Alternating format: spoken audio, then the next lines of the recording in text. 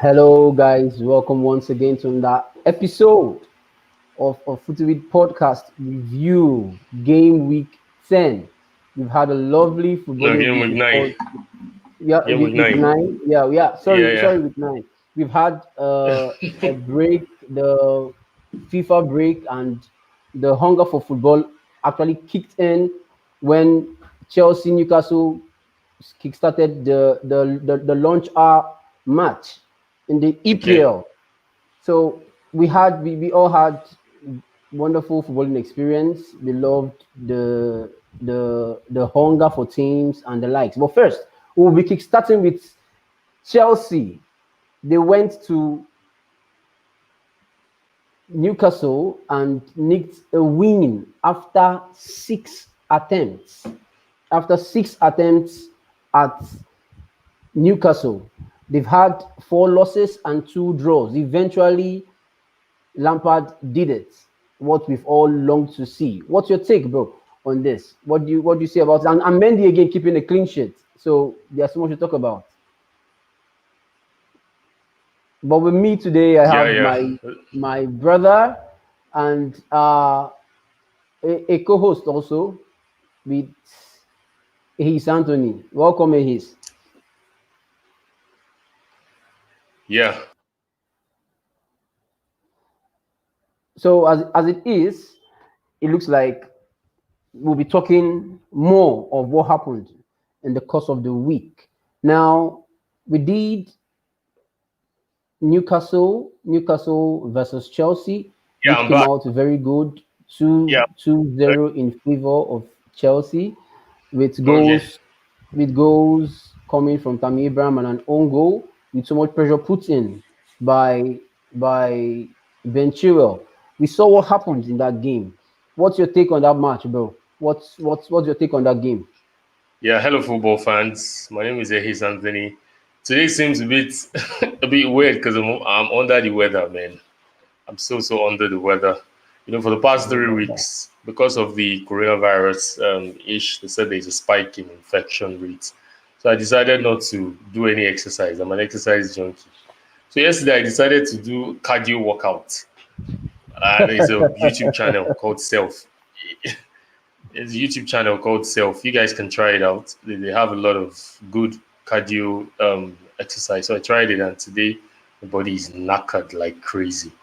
Yeah, so let's talk about football. My name is Ehis Anthony. So Chimamaka will be hosting the show, but I will just try and analyze. I want to see how I can build on my analysis skills because I've always been hosting the episode.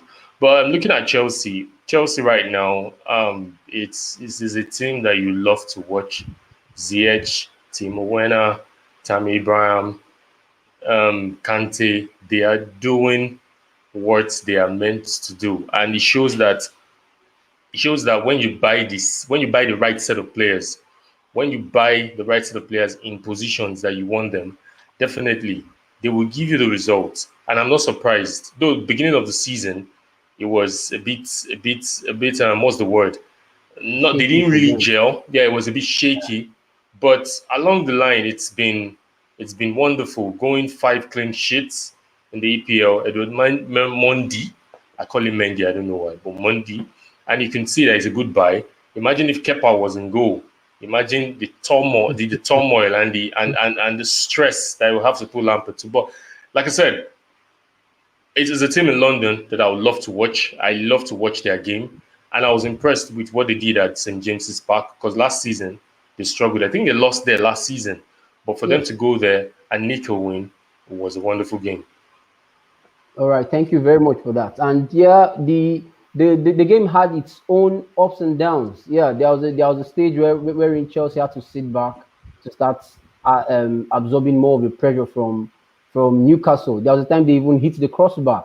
So that Hmm. that happens. That happened in the game, which actually was a good one. But now we're going to dive into what happened with Jose Mourinho and Pep Guardiola. We saw what happened.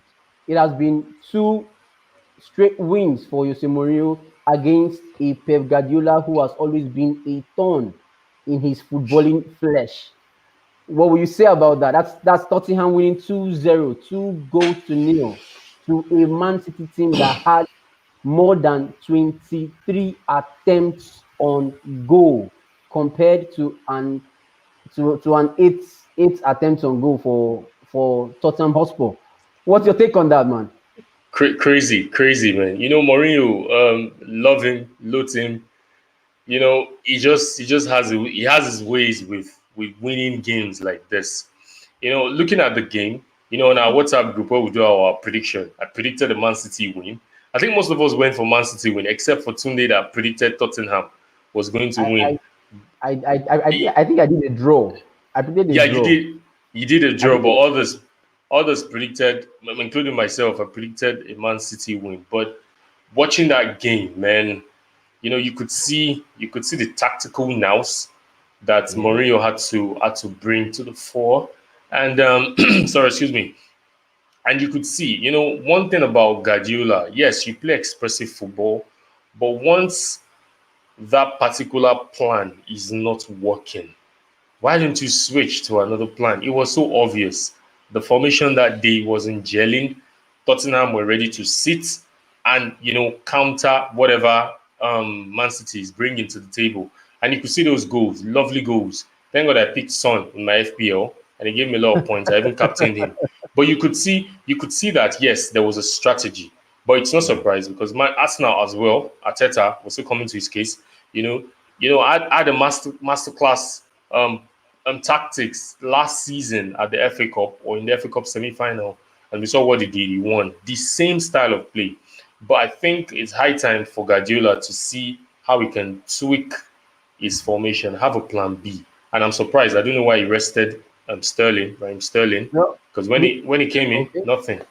Yeah. Nothing. But I agree with you on that. But I would also want you to point out on Jose Mourinho's tactics.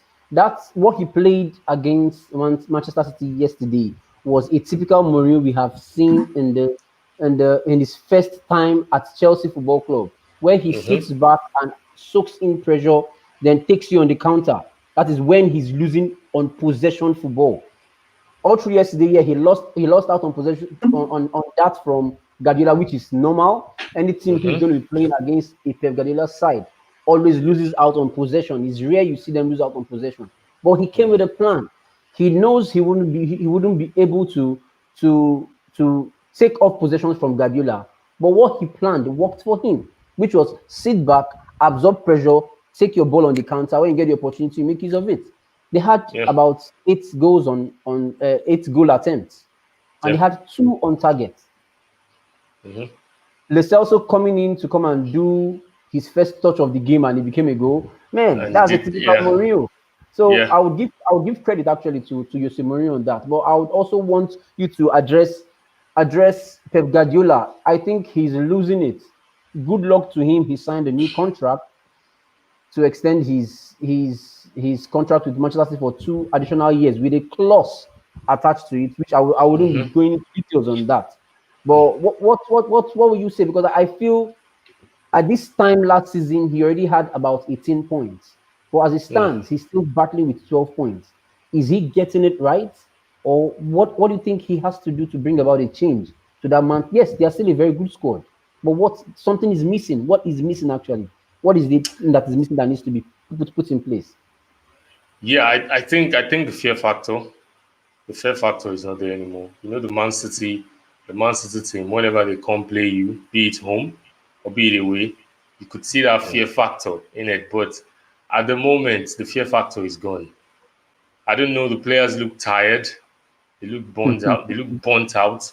We've analyzed this in our previous episode in the podcast that the high press, the Gengen pressing that Guardiola, implemented 2 seasons ago when he won the Premiership.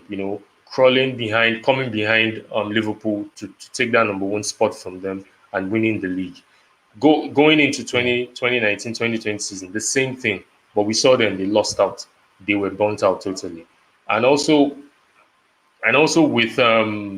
with what's it called with last season with what they did, Yeah. you could see that these guys they are burnt out already. And coming into the season, after the coronavirus. That was last season, after the coronavirus pandemic break, coming back. They won some games, but start of this season, you could see that it's not been the Manchester City that we all know. And every team that play against them, the fear factor, like I mentioned, is not there anymore. And they are ready to have a go at Manchester City. You could see the match they played against Arsenal, even as at when they were leading Arsenal, or when we played against them at the Etihad Stadium. You could see the tactics that what's it called, Guardiola implemented. He was the one playing the defensive, setting up defensively against his former assistant coach. So, but the thing is, the fear factor is not there anymore for Manchester City. which is actually a good thing, because we have so many other teams actually who are trying to stake a name this season. We know how the season started with Everton, Aston Villa playing 4 games without losing. Now everybody is before, okay, as at last season we had just 2 teams actually who are top dogs for the EPL title, which was Liverpool and Manchester City. But we Mm. realize that as it stands presently, Liverpool is the only one still staking their ground on that. They're still staking their ground on that. And according to what Klopp said, he says the competition is no longer looking like it's going to be between Manchester City and Liverpool. There is a factor coming in, which is the Chelsea squad. Tottenham is Mm-hmm. also staking a ground. They are also making a name for themselves, which means every other team are beefing themselves up. But Manchester City is beginning to, I don't know how to put it. I don't know what to use to classify them as it stands. They've not lost any player. The only player I believe they've lost is David Silva, who has left, and Yeah. Aguero, who is injury prone, who has been injury prone for a while now. It's still the same guys. They brought in Ferran Torres, but still we are still seeing them lose not 1-0 but 2-0. They've had 2 losses already this season. I don't know what Mm-hmm. to say about Guardiola on that, but I'm going to leave that for now and go to the red side of Manchester. Yes, they had a victory yesterday, 1-0, a controversial penalty, It was on which Saturday. Yeah. on Saturday, yes, which we all had questions to ask. What is your take on that game? What do you see about that game? In essence, what do you think? So many things we are missing. I have so many things to point out, but from your own perspective, what do you say happened in that game? Well, I saw that game, and at times you tend to question this decision, the referee, VAR itself, the video assistant referee, the decision that Yeah. they tend to make. The penalty, the tackle Fernandez made on, I can't remember the guy's name. It was Okay. obvious that he kicked the guy's leg. And the Yes. rule states that when a guy is in the box sitting with the ball and there is a Mm-hmm. touch and he goes down, it's a penalty. Yeah, So same thing, same thing happened. Same thing happened for Manchester United when they got the penalty. This whole VAR thing. I don't know when we're going to. I don't know when it will smoothen out, but we could see that there were decisions that didn't go.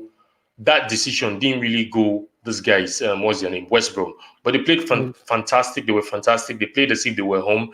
You could hardly could you differentiate who was home and who was away. They played very Yeah. well. Manchester United, though it was a scrappy win, they got the 3 points, but the performance really was not what was expected. And I think Ole Gunnar Solskjaer, if I pronounce the name right, I don't know. Maybe there's a mental block somewhere, but I think the players are not really standing up for him. But though, who cares? 1-0, you pick the 3 points, and that takes them into the mid-table with a game in hand. Yeah, that's fair from you on your own analysis on that game. But I would also look at Yeah. this. We saw the penalty that was retaken. Now, there are some rules that needs to be set and made plain. I think what is going on presently with the VAR and the EPL referees is most times I realize that they misinterpret these rules being set. Yes, the Mm-hmm. excuse for the retake of the penalty was because his legs or his last leg was not on the line. Yeah. Now, these are things that we need to analyze. I can remember earlier today you sent a video of something that happened like that in the MLS. In the And MLS, yeah, crazy yeah, so man. we saw something like that. These are things that they change the dynamics of the game. They bring about Yeah. so many things. There's some rules that needs to be cut off, or I don't know how to put it. But in your own place, what would have been the best decision to have given in that regard? Because if that happens a second time after that second penalty has been taken, what would have been your take on the whole thing if eventually misses the penalty? You know, the point is, even if the goalkeeper goes off the touchline Yeah. and the player tends to score the penalty, the goalkeeper don't tend to call the penalty back and say, "Come on, we take it." So, you know, we've talked about this issue over and over again. The implementation really is where the problem is. But I don't know. I don't know. You know, VAR really last season was worse, but this season, to be fair on them, the decision has been just Better though. a little better compared to last season. But the one of the Manchester City game, you could see what happened. The interpretation, my din or so. It was pointing at the short sleeve, and we saw the rule where if the ball touches the short sleeve of the player, it is not a foul. It is from the bottom of the short sleeve down to the hand. That is when, if the ball touches that area, it's a foul. The ball Gabriel Jesus had in the penalty box against Tottenham, and he assisted, what's his name, the Laporte to score. You know, the interpretation, he went over to look at it, but he decided that it's a penalty. So VAR really, I don't know. I don't know. These But we are things hope, that need to be addressed yeah, since yeah, yeah. this We hope the consistency is there this season so that decisions that they make. We're still coming to the Arsenal game. You can see yeah. my description why I said, "Oh no, Pepe," because really right now I'm not buzzing. Arsenal really, really, it's falling hard. Leave, But we'll get to I, that.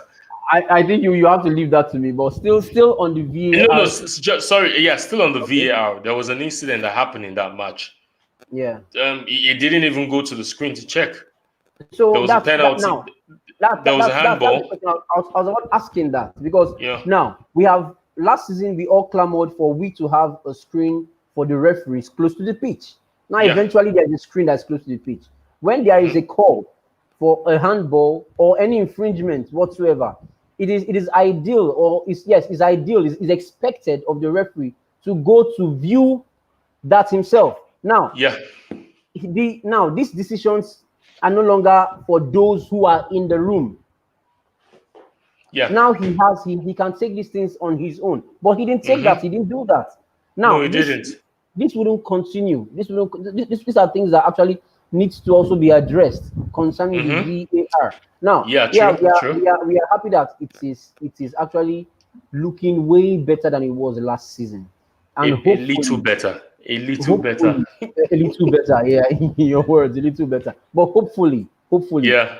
as time goes by, we believe and we expect that we would have eventually come to a balance regarding the VAR, irrespective of the league, be it the Hmm. EPL, be it the Champions League, be it even the World Cup as it stands. So Hmm. these things will have to actually be addressed. That is for the VAR. Yeah, being after saying so much about the VAR, I would like us to go straight to the red side of London and talk Ah, about your beloved Arsenal Football Club.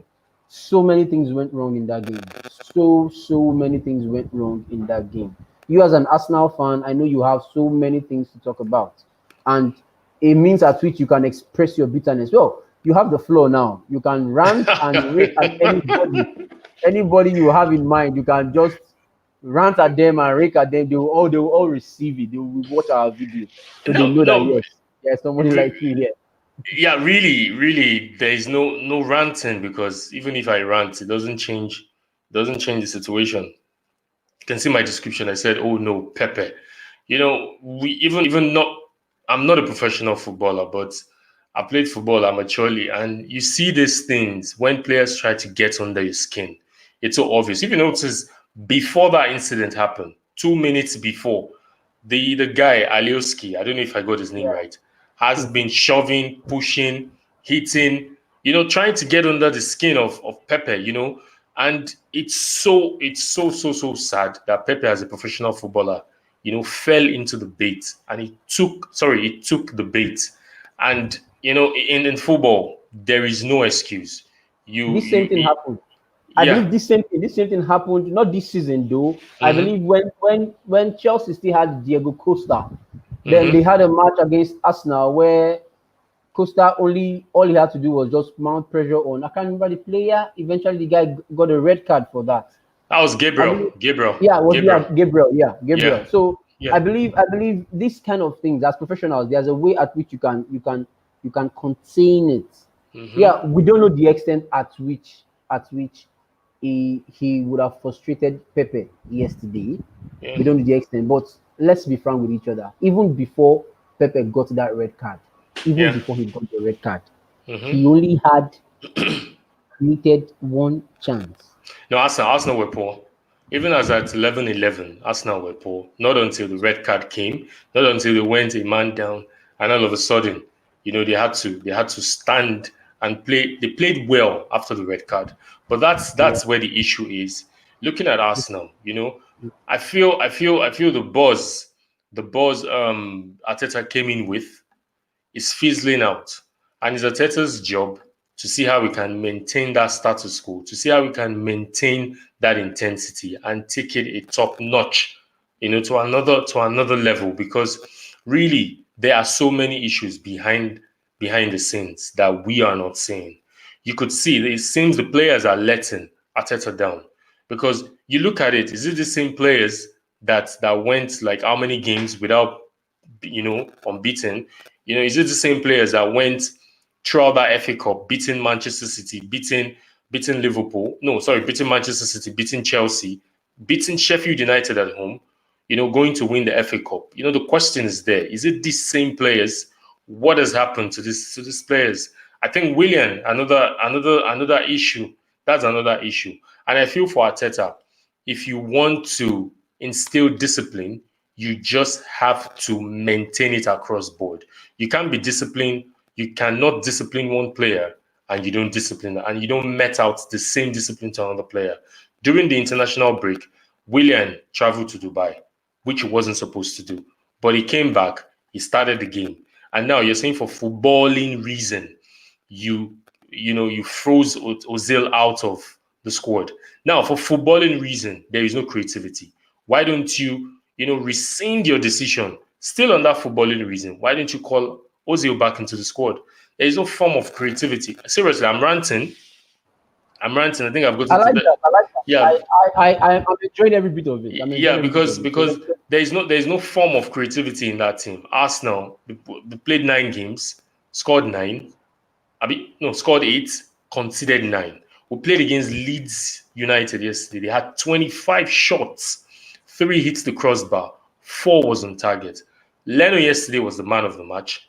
yeah. Karen Tierney too. I think he should be given the handband because really, I don't see. Really? Yes, Abu Mayang is a quality Wow. striker. He is a quality striker, but I don't see that leadership skills on the field. You could see his body language. There is no urging the players on.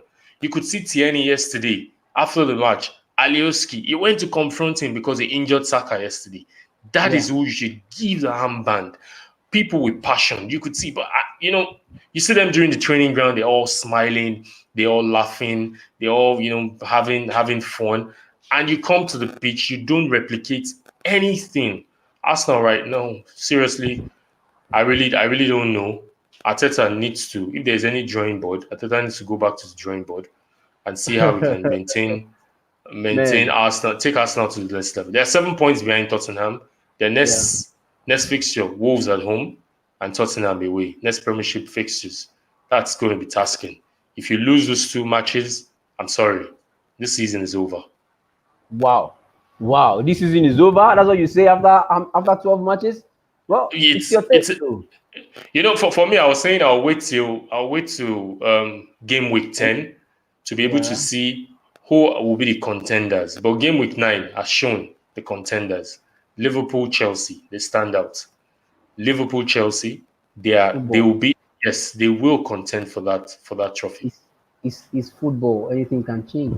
It's football. Anything can Anything change. Yeah, anything can yeah, change. So you shouldn't just rule that out. But I'm going to stick with Arsenal for now. And talking about creativity in the Arsenal midfield, I could remember some podcasts back. We talked about introducing Ozil back into that squad. But well, we don't know the politics behind it. But it looks like that has been Arsenal's undoing this season. They've lacked it in the whole entirety of the full 23-man squad. And Mm-hmm. when you have a player of that caliber, a player of that magnitude, you don't just phase him out. No matter the kind of politics attached to to that decision being made Mm-hmm.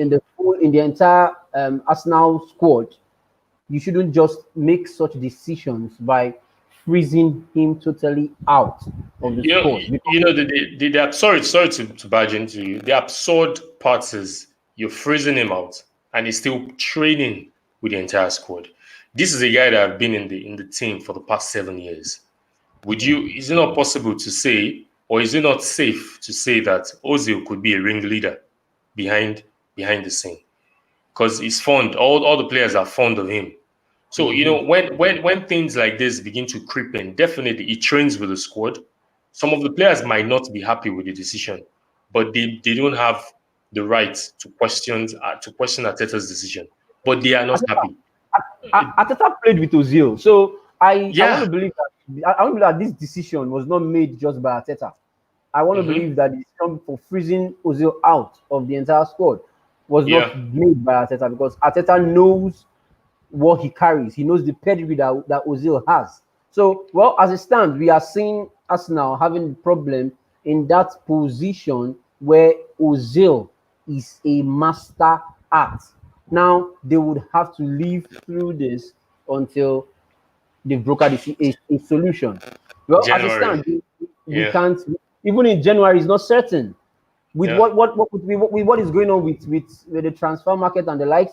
Is Arsenal ready to shell Mm-hmm. out such an amount again to bring in players? Because as it is, I can remember the last transfer talking about Kusemawa, who was going to cost Arsenal about 60 million, but they could not dole out that kind of amount. So are they It ready to was do even that even in 40. They were willing. They were willing to get call it 40 or receive 40, and 40 million okay, pounds. receive 40, and Juventus was ready to do that as well. So the competition is going to be high in that position. Yeah, there's another person again on the block who I can't remember his name, but well, Dominic Zoboslai. yeah, he's supposed to lie. Do, That's his name. Dominic But Zoboslai. okay, so as it is, we'll have to wait. So it means for the next six. What am I saying? Yeah, about 6 more games. So we call it the Yeah. half of the season, 6 or 8 Mm-hmm. more games. Is Arsenal going to dream? Let me use No, that 10. word. Dream. 10, Is it? 10 Yeah. more No, games. okay, this is 10 more games. Yeah. Sorry, 10 more games Yeah, yeah. to the half of the season. Does it mean Arsenal will have to live through those 9 to 10 more games before they get creativity in their midfield? This is a very big question that needs an immediate answer. But I wouldn't I Mm-hmm. wouldn't ask you to do that. I would like us to go all the way to Liverpool. We saw what happened. Personally, I Mm-hmm. ruled them out. I hyped Leicester City because Liverpool had 9 of their first team players all Yeah. in, and Yeah. they out and did wonders in the EPL. It only tells us that they are actually the EPL champions, and Mm-hmm. they had their hats on their head, with their head held all high. The 3 points, 3 goals, 3 wonderful goals. What's Leicester City's problem? That's the question I will ask. What's their problem? Yes, they also had key players out, with Wilfred Ndidi out and the likes, about 3 more players, but it's not compared to the likes of Liverpool, who doesn't have Alexander Arnold, who doesn't have Virgil van Dijk, who doesn't have a Gomez, who even Mm-hmm. also have Mohamed Salah. They had, oh, there are so many things to talk about. But well, credit to Liverpool. What's your take on that game? It was a wonderful game. I enjoyed every bit of it actually. So there's so much to talk about. What's your take on it, bro? Yeah, because in our last episode, the fan debates where Abbey, I have to big up Abbey. I've never seen a Liverpool fan in Nigeria like that. He was so assured. Despite we trying to analyze that, hey, you have injury problems, and he was so assured. Leicester City, I wasn't surprised because, sorry, Abbey was so assured that Liverpool was going to nick the 3 points and defeat Leicester City. So Leicester City, I wasn't surprised. We saw them last season. Before the pandemic, they were in the top 4, and when it matters most, they couldn't hold it down, and they had to fall to the Europa League spot, qualification for Europa League. So that's another issue that Leicester City, that's another issue they have when they're supposed to, take it to the next level, performances. See what they did at Arsenal. Lovely. They took 3 points. Their last game as well, they won. So when it's supposed to take it to the next level, they just tend to bottle it. And that's Brendan Rodgers. Remember years back when it was a Liverpool, at the time where it was supposed to win the league, the same thing. So I don't know what the issue is for Leicester City, but they have good crop of players, good crop of players that would disturb. Yeah, they do. They have very wonderful players.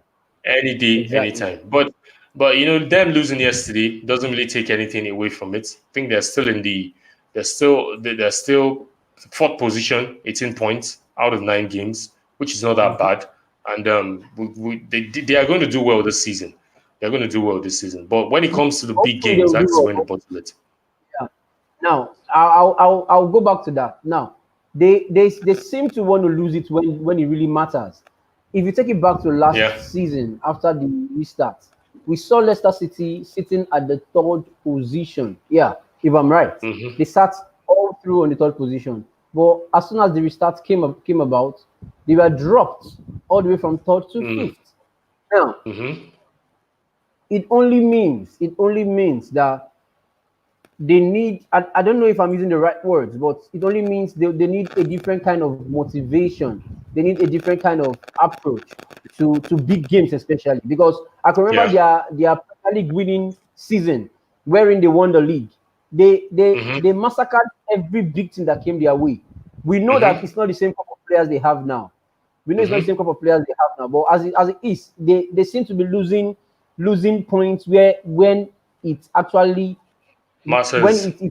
When actually matters. I don't know if they will keep up with this, because with what happened yesterday, with the advantage that they had, yes, I won't rule out the fact that Liverpool, we are the better team all through the night. We are the better team, despite the fact they lost most of their players. 9 players. 9 players, but still, Leicester City needs to up their game if they want to remain in that class of top 7, top 8. They shouldn't be losing, because as it is now, we are seeing Everton who is trying to replace people on that spot. So if you give them the chance, they'll do that. And well, there's so much to talk about football. We have so many things to talk about. We have addressed some parts. We've seen Chelsea doing 2-0 after 6 attempts at Newcastle. St. James's Park. At St. James Park. We saw Liverpool doing 3-0 to Leicester City, which was wonderful. And the weekend banger was actually Tottenham versus Manchester City, which we all loved to watch. And we saw a prime Mourinho who actually said Manchester City had more of the ball possessions, and his response was, let them take the ball to their houses while we take the 3 points. So that's a typical Mourinho statement. Thanks so much, guys, for joining us. It's been awesome doing this again. And I'm sorry, my brother Ehis, who's been under the weather, thanks to his so much exercises that puts him in that situation. But to every one of us here, we're saying thank you to you guys. And let's not forget also to follow us on all our social media platforms. FootyWit on Facebook, on Instagram, and on YouTube. Our YouTube channel is very active. We'd like you guys to also subscribe. Let's not forget to also hit the notification button on that as well. So it's been awesome doing this with you guys. Thanks so much, Ehis. What's your last words to everybody? Yeah, just looking out for Champions League games tomorrow and Wednesday. And also Looking on to Premier League games, game week 10, Arsenal Wolves. Oh, jeez. I just hope for the best. All the best to every football loving fan out there. Yeah, From me, and also Chelsea Tottenham. Sorry, Chelsea Tottenham. yeah, That's another just game to Tottenham watch. is going to be something else to watch. Well, I have so much That's to talk another about game that to game. watch. I have so much. My ego as a Chelsea fan is actually going to is going to calm down now, seeing what Mourinho played over the weekend. But well, Yeah. let's keep our fingers crossed. So to every one of us from FootyWit Studio, to all our loving fans out there, have a lovely footballing week and stay safe. We love you.